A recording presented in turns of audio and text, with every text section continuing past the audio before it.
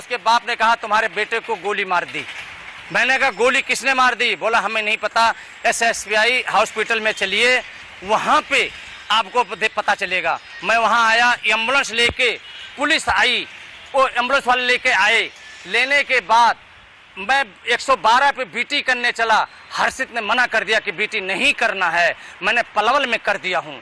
फिर उसकी माँ कहती है मेरे से कि 1 नंबर वाले ने नाम बता रहे थे 4-5 का, मैं नाम नहीं भूल गया जी, उनने गोली मारा है। बाद में आ रहा है कि कसघर वाले गौ वाले ने पीछा किया, गौ हत्या करने वालों को समझ के इनने गोली चलाई।